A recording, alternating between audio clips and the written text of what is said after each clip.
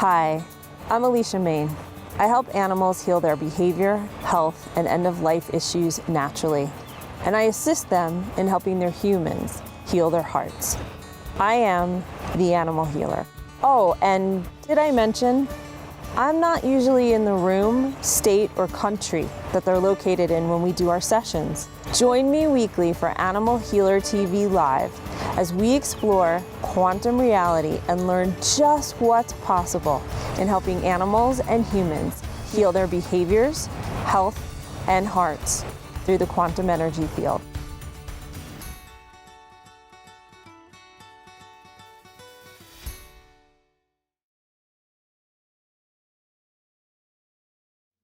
Hi, it's Allecia Main, the Animal Healer, and I am here today. I'm very excited. I'm here with Tali Edut of astrotwins.com.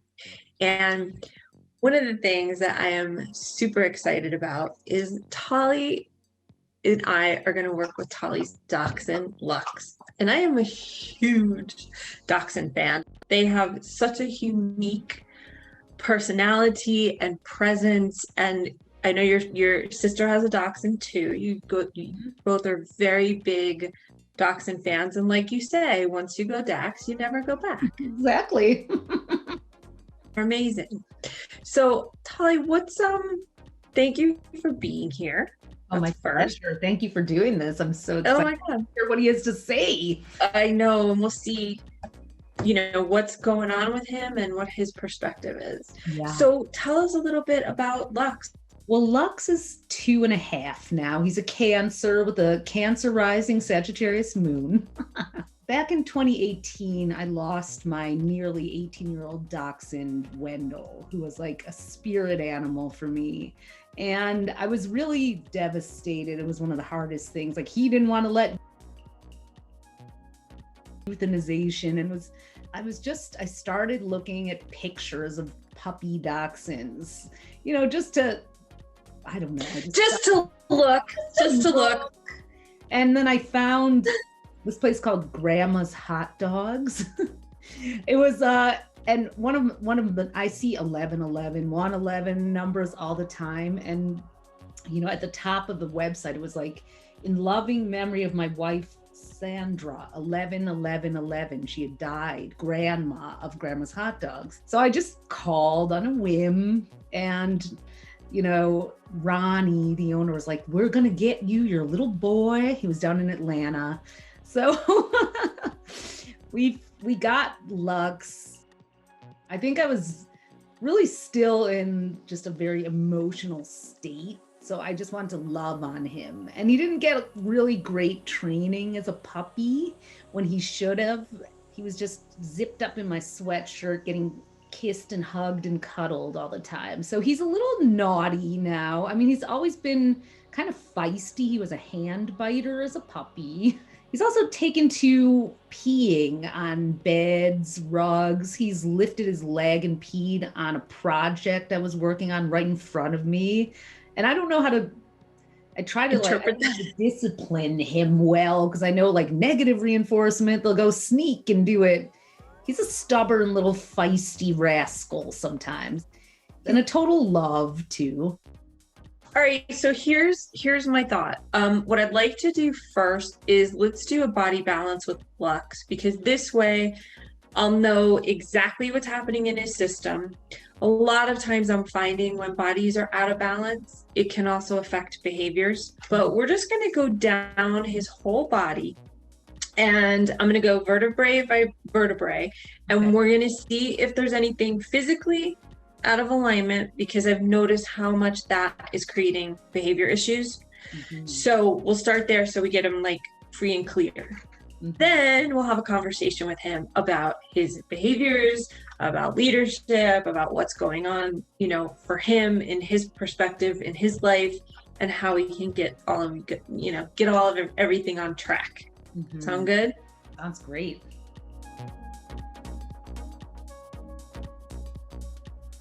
Okay, so what I'm going to do is start with one thumb on each side of the top of Lux's head. And what I'm noticing is on the left side, the two long bones of his skull, the left side is lifted a little bit and the right side is dipped under a little bit. So I'm going to open that up. And Lux he's a really interesting little character. Dachshunds are known badger hunters. So they have that intense like bravery. And then they also have this flip side, which is like an intense, almost an insecurity, like not sure what to do when they're not in that like fierce mode, you know? So Lux, the thing that's coming up is a feeling of sort of like a confusion. Like he's not, part of it is what's happening literally in his physical head, because when that dips under, it literally can alter like brain chemistry and how the brain chemistry is working. Very anxious sometimes, so. Yes. It's like he's super alert, but he's also needy. Mm-hmm. Okay. And now let's get on his occiput. Okay. His occiput, the left side is pushed way forward. The right side is pulled way back. So I'm just going to work on releasing that. So now C1 was okay. C2 is okay. Actually, C2 is a little high on the right. C3 is okay. Now we're in C7. Now we're going to go to T1. So see how now that we're starting to get into his body a little bit more, he's getting a little more needy, almost like, Mom, something's happening and I'm not sure what's going on, so I'm going to cling to you. Mm-hmm. So he's got that interesting balance, right? He can be really dominant or he can be snappy. And then he can also go into super neediness. Yep. So he's kind of almost always in compensation. Yep. Rather than actual balance. So that's what we're going to work on as I keep working through his body. We're going to work on balance, and then we'll talk about, okay, what needs to happen in terms of leadership. All right, so T1's open, T2's good. Ooh, T3 is tight.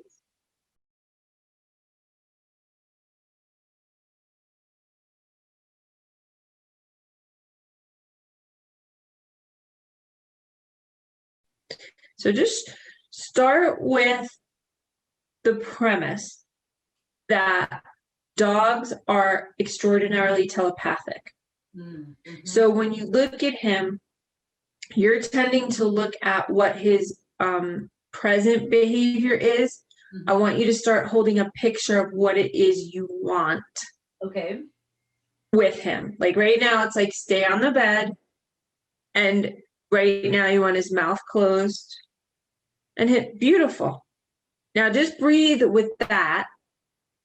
And I want you to feel the calmness inside of you as soon as you have a clear picture with him.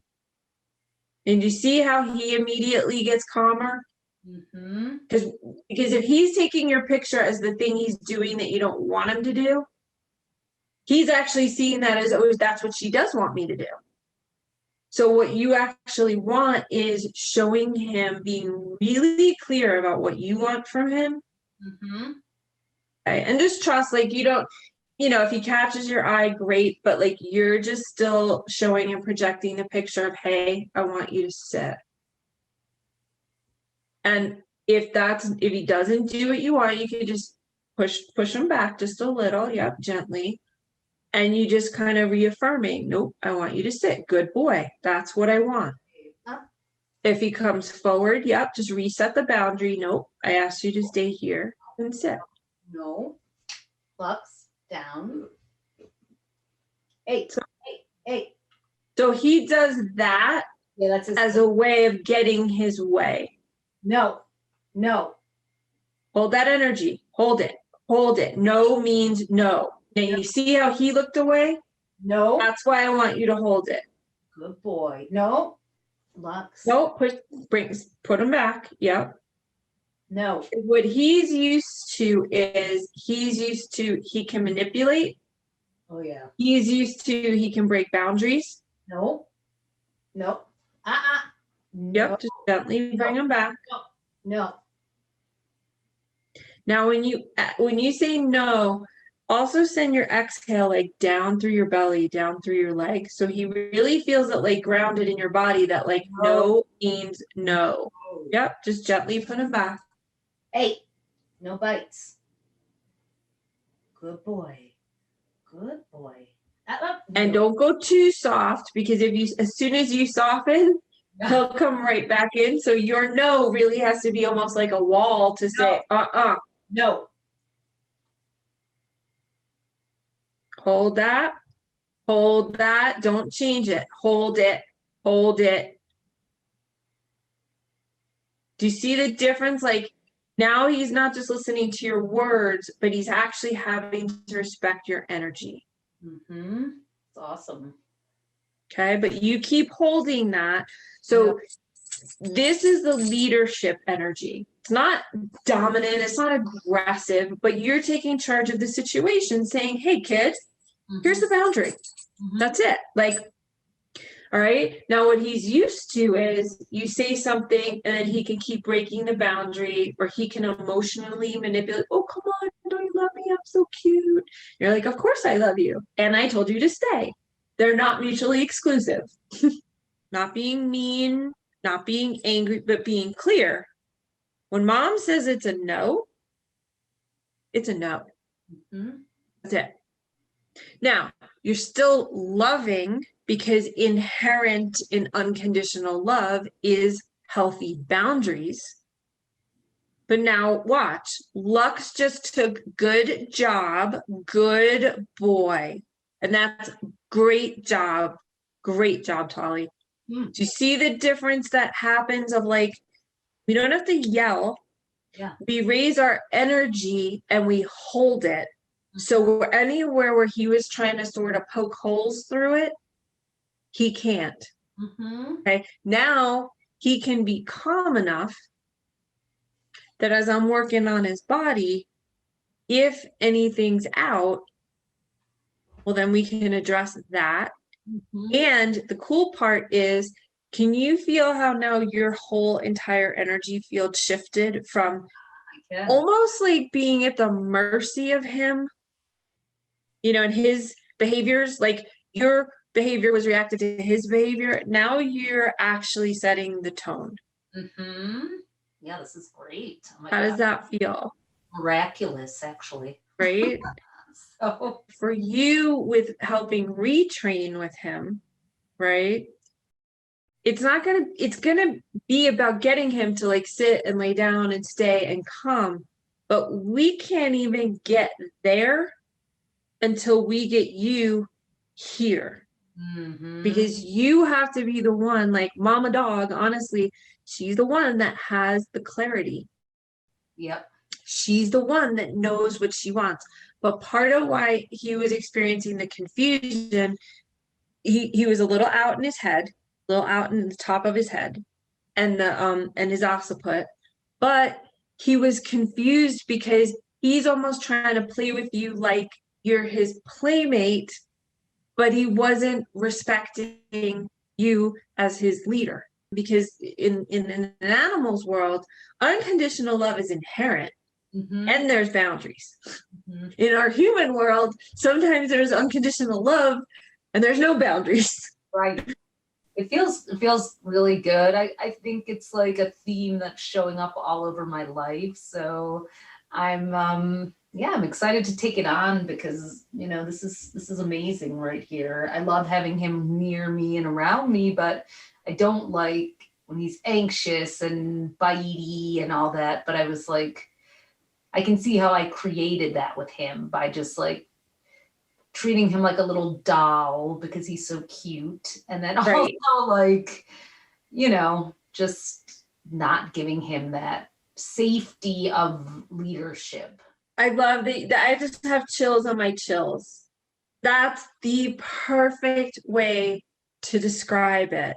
Leadership is not a bad thing. Leadership actually makes them feel safer and less anxious. Yeah, I like thinking of that as holding space for him. That's good. I love that.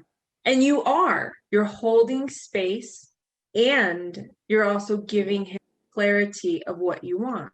What about those moments when he's so cute and I just want to squeeze him and kiss him and hug him? You totally can, but here's what I want you to be aware of in your body. Mm-hmm. Close your eyes for a second and just feel whether your whole energy field feels inside your body, like even your eyes. Like, are they like a foot or two in front of you, or are they like actually, nope, I am completely grounded in my body? And I feel my bigger energy field around me, but the energy field of me that is supposed to be the energy that's supposed to be in my body, I feel it in my body. Mm-hmm. Can you sense that? Yeah. Okay, so now visualize that you want to hug him and squeeze him and kiss him because he's so cute. You feel how you want to jump forward a foot or two, like into him? I want you to bring that back. Hold yourself grounded in that space. So instead of you putting your energy into him, let him feel absorbed in your energy field. Okay. Right? So it's like unconditional love, but you're not stepping outside of you and feeding him so much emotion that he's like, well, where did she go? And so for him, a lot of his anxiety literally was just not knowing exactly what the rules are. Yeah. And also, hey, my house, I run the show. Because that's a lot of responsibility for a little one. He's overwhelmed with, what do I have to take care of? What do I have to do? Who do I have to protect? How is she? So that's really kind of where a lot of the overstimulation was taking place. Like, are you surprised at barking a lot at the door and everything too? So here's the thing with the house. Yeah. So the thing with the door, you really want to be the one to address the door. You don't want him addressing the door because he's kind of not been making great choices. No. Right? It's almost like too much responsibility. So it's like, let them know that I'm here. Hopefully they'll go away. Hopefully, What we really want is for him to be able at some point to be like, hey, mom, there's somebody at the door. You're like, great, Lux. Thanks so much. He basically just burrowed and turned into a sheep on us. Is that all right? That's totally fine. Hey, better than acting like a wolf when you're not the wolf, right? Yep. So he now truer to form of most doxies, even though they're these like fierce little hunters, when it comes to the humans, right? They'll get a little bit more like, oh, don't touch me. I'm like, you were just now chasing prairie dog. Like, are you kidding? Right. But this is that flip side. So with him now feeling safe enough that he can go and burrow under there, that's telling me you're providing exceptional leadership. Great. Right? He's not hiding because he could have done that the whole entire time.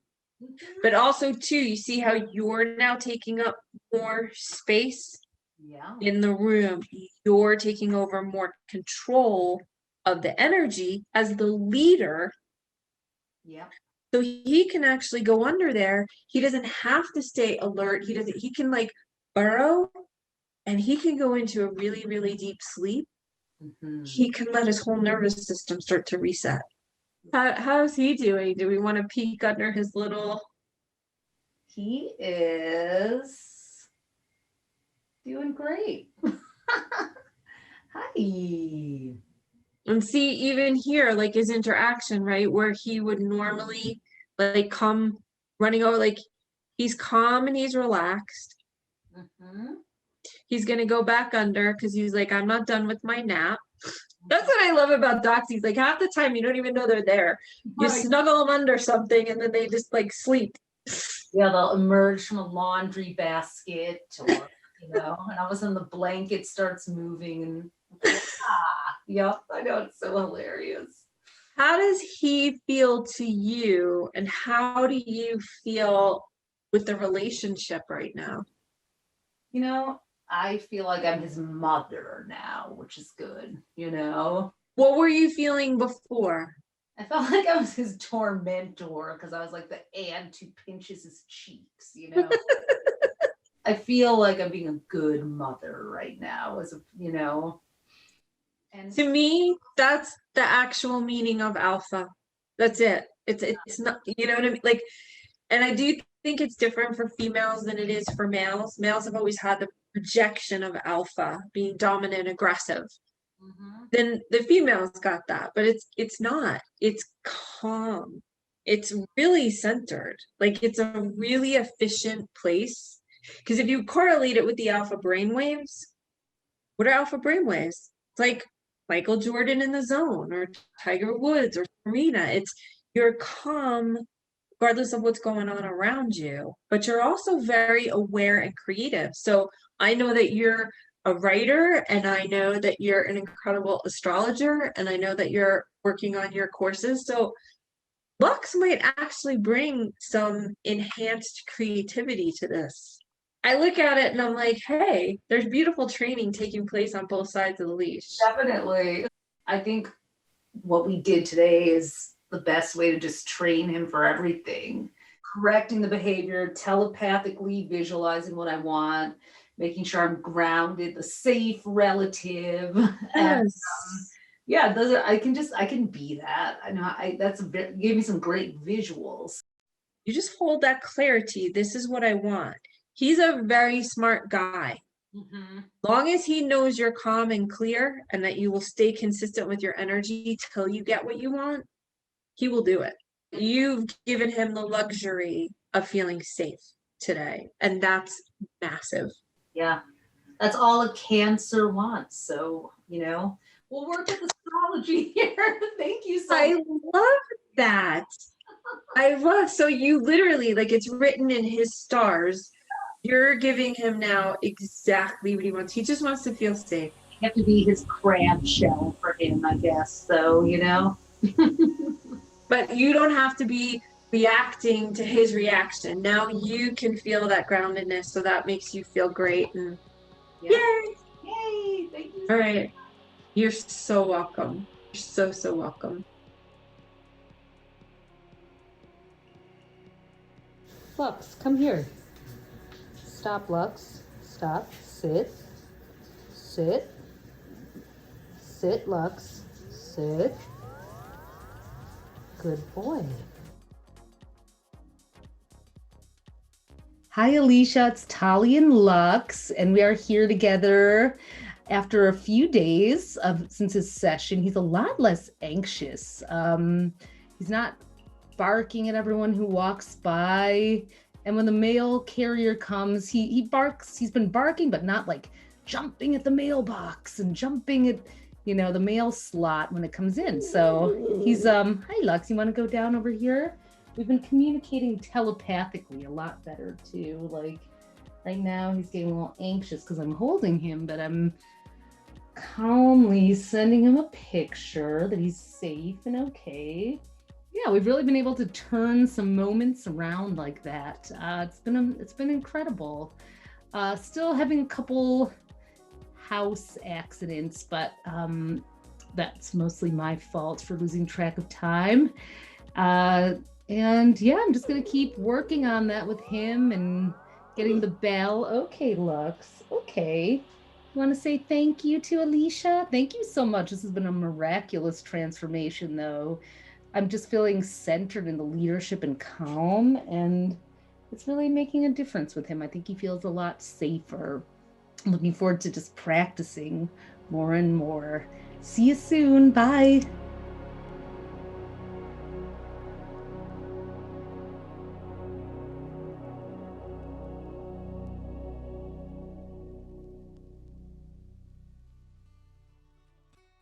Thanks for watching today's episode of Animal Healer TV. We hope you enjoyed it.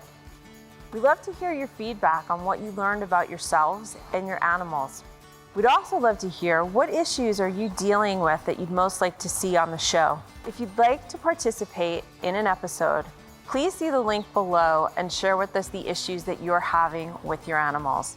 Don't forget to like us on Facebook and Insta, and please feel free to share with your friends. Join us next week for another episode of Animal Healer TV. where we will explore quantum reality and see what else is possible in helping animals and humans heal their behaviors, their health, and each other's hearts.